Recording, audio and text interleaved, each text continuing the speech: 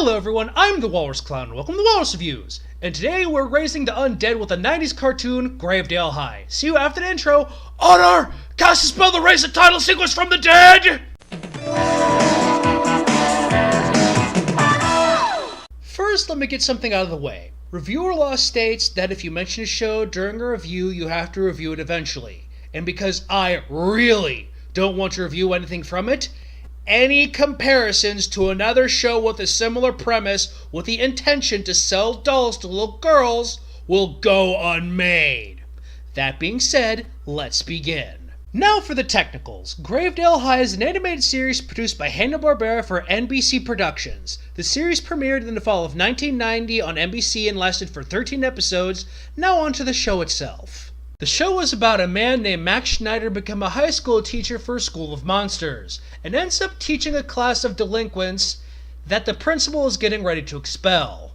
With a premise like this, you'd expect your typical 90s Saved by the Bell-esque comedy cliches along with a sprinkling of dark humor here and there.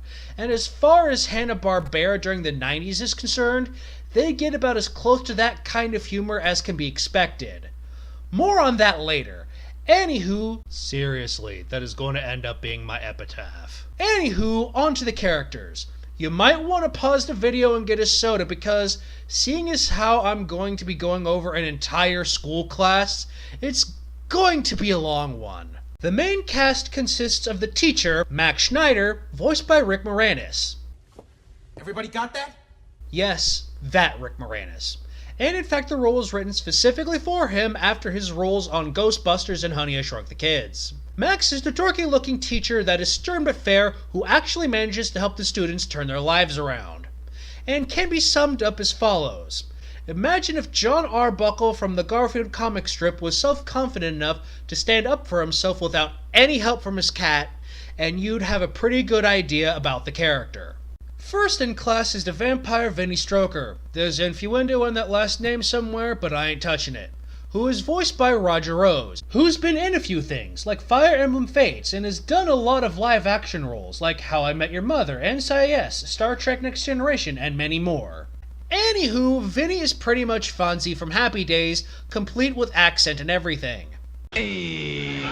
He's your stereotypical leather jacket-wearing, slacker, cool dude. Seriously, he's just one motorcycle away from just being an undead Fonzie. What's going to happen next? Is he going to jump over an undead shark on skis?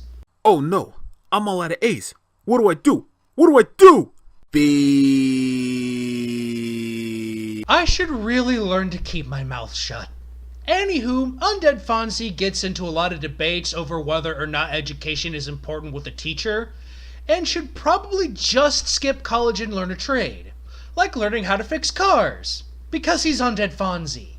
And if Undead Fonzie was the totally cool dude, then the werewolf character, Reggie Moonshroud, was the total dork, and is voiced by Barry Gordon, aka Donatello from the 1980s TMNT cartoon. And as for his character, think Steve Urkel from Family Matters if he was white and sounded like Razor from SWAT Cats, and you pretty much have this character in a nutshell. And thank God he wasn't actually voiced by Jaleel White. I don't think my ears could take that. Did I do that?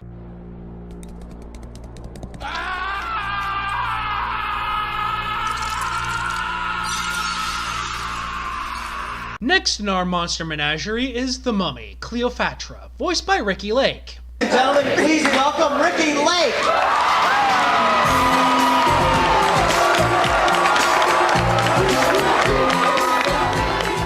Yes, that Ricky Lake. Cleo is fat, and that's her entire character. I guess going out of your way to insult people with compulsive eating disorders was okay back then for some reason.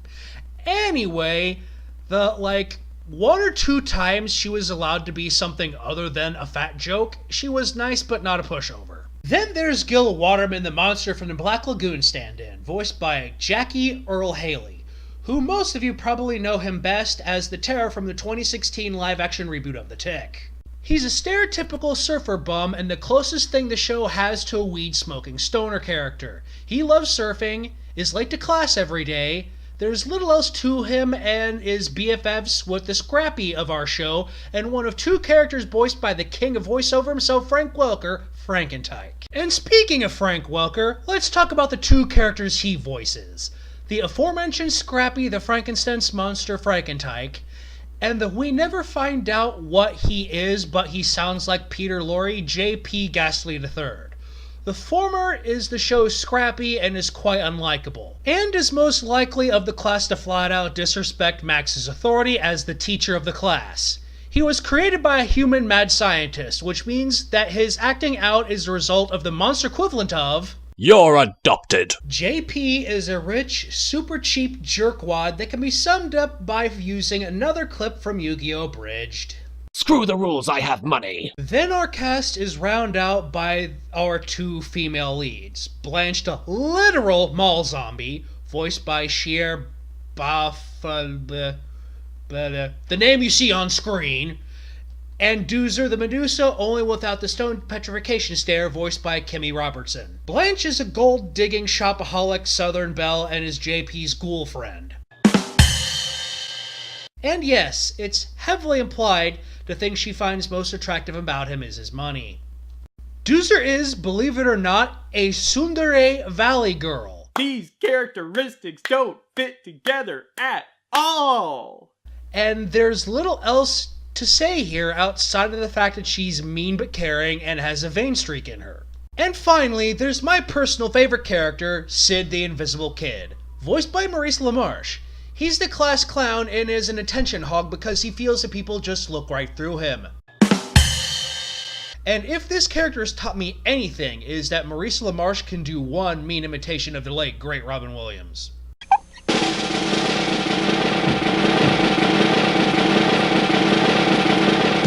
Whoa, move over, Robin Williams, because here comes Sid the Invisible Comic. Whoa, fantastic. Thanks, sweet Celestia, that's over. Now on to the good and the bad with this show.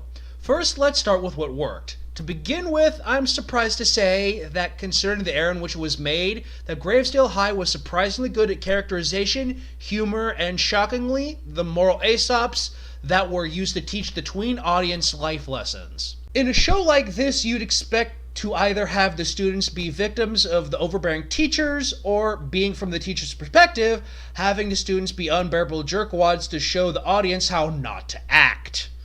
But it's not like this at all. Every character, as stock as their personalities are surprisingly nuanced and developed. Well, as nuanced and developed as characters from an episodic animated teen sitcom made in the early 90s was capable of getting anyway. Like in the second episode, Do the Rad Thing, where we start out by having Gil trying to teach Frankentyke how to surf, where a one-off character, the legendary surfer Kahuna Bob, sees Gil surfing and then, seeing the potential in his natural talent, starts coaching him so he can win the big competition and start making money from sponsorship deals and otherwise Become famous. So Gil starts being late for class and Max gets on him for it. Later he drops out of high school to train more. In the next scene, we see that the rest of the cast really starts to miss Gil, so they have an impromptu field trip to the beach to try and get Gil to see the folly of his ways. After some prodding, they fail, only for Max to go see Gil's coach Kahuna Bob, where we get this conversation. Really? So you advise Gil to quit school too? Me? I never told Gil to quit. Why would I? So he could end up living like this? I don't get it. You were a big champion. And a bigger chump. I got cheated out of all my money because I didn't know better. And I didn't know better because I never finished high school. Afterwards, we see Gil at the surf competition, where Kahuna Bob enters at the last minute and wins the surf competition so he can show Gil that he still has a lot to learn and to go back and finish his high school education, where we end on this note. Like better late than never, man. In any other show at the time, they would have depicted Max as being an asshole getting in the way of Gil's dream, have Gil be Peter Griffin levels of dumb to the point where the audience wants him to stop wasting taxpayer dollars and actually root for him to drop out, or, in the majority case scenario, have Kahuna Bob try to live vicariously through Gil, leech money off of his success, and otherwise use him and not really care about him at all. But they don't do that here. See what I mean about the show actually having an abnormal amount of nuance to its moral Aesops for the era in which it was made. Now we come to where the good and the bad intersect, seeing as the humor and animation tie into one another about a third of the time. Now there are a lot of time where the humor works, like when they make an over-the-top reaction jokes for when the monster kids end up in the human part of town, or all the situational jokes most prominently shown in episode 1 where they end up in a human hospital. Whoa, a snack bar. Cool. Or when they use puns or other forms of wordplay. But unfortunately, they tried to use over-the-top Looney Tunes-esque slapstick, and the show's animation, and in fact most TV-grade animation from this era, was just not good enough to pull off this type of humor. As for the animation itself, it was marginally above par for the budget it had.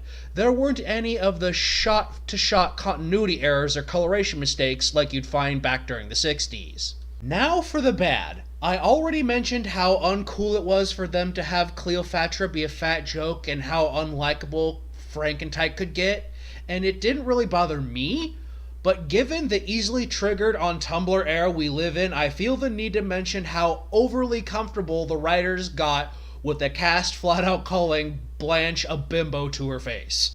And the final complaint worth mentioning, the theme song. It's horrible. Save for the phrase Gravedale High, don't take my Gravedale pride, and Max's spoken word verse of please take a seat, yeah, we're dying to meet ya, I couldn't understand a word of the lyrics at all. Overall, Gravedale High was a slightly above par but still middle of the road cartoon for the era in which it was made. It was on DVD, but as far as I know, it's out of print. You'll have to get it second hand. If the seller is charging more than $25 plus shipping, don't bother. Although all 13 episodes are shockingly easy to find here on YouTube. Anywho, I'm the Walrus Clown, and a special thanks to my title card artist Zigwolf for voice acting the jump shark joke for me in this. Link to his DA is in the description. Don't forget to like, comment, and subscribe, and click that bell. See you next time! Next, you're in for a monster good time. Party with the funniest homeroom crew ever. It's Rick Moranis and Gravedale High next. AM Saturday on NBC. Beware, it's the Gravedale High Happy Meal featuring 4 creepy characters who put the ghoul in school. And there's a different one each week. You can collect all 4 when you buy the Gravedale High Happy Meal only at McDonald's. This is the ghost of cartoons that no longer are, reminding you to click the walrus face and subscribe, or maybe click on another video. Do so or you shall be haunted for the rest of your days. Ooh.